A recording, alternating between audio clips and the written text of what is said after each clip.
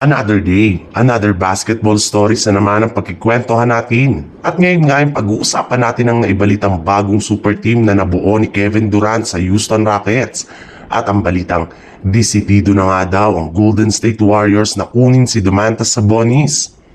Official na ang na-trade ng tuluyan ng Phoenix Suns si Kevin Durant papunta sa Houston Rockets kapalit na Jalen Green, Dillon Brooks, ang 10th overall pick sa darating na 2025 NBA Draft at 5 future first round pick.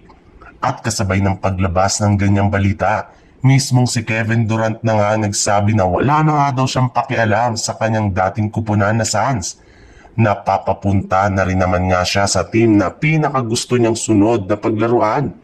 Pero hindi rin naman nga ito nakapagtataka dahil magkakaroon rin naman siya dito ng mas bata at mas malakas na line-up na pangungunahan ng kanilang starting roster na sina Fred VanVleet, Amen Thompson, Kevin Durant, Jabari Smith Jr., Alperen Sengun.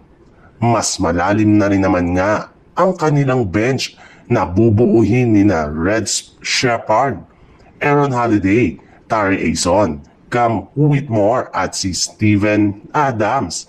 And since nga napakalalim na nga ng kanilang roster para sa next season ay sigurado nga na mas tataas na ang kanilang chance na makuha ang kampyonato. Sa ibang balita naman, inamin na nga ng isang NBA insider na isa nga daw sa mga rason bakit nahihirapan ang Golden State Warriors na makakuha ng kampyonato ng mga nagdaang taon ay dahil parati na lamang nga silang nagdedepende sa kanilang undersized big man si Draymond Green na parati rin naman ngang na-outplayed sa painted area. Kaya suggest na nga ulit ng mga fans at analyst na kumuha na ang GSW ng at least isang legit na bagong center na tutulong kina Stephen Curry at Draymond Green. At kabilang nga sa mga sinasabing bagong big man na posible nga daw na makuha ng Golden State Warriors sa darating na offseason ay walang iba kundi si Domantas Sabonis mula sa Sacramento Kings.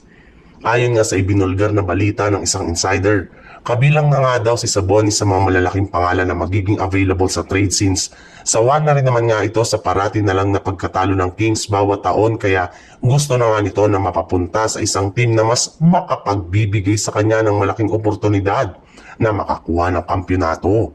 Magagamit rin naman nga daw dito ng GSW si Jonathan Kuminga, Moses Moody at Guy Santos. Makuha si Domantas Sabonis.